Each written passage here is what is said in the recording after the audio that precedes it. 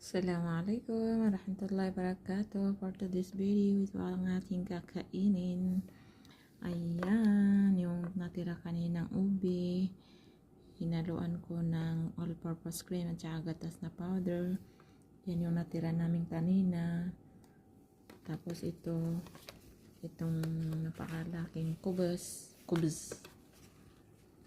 Gaganyanin.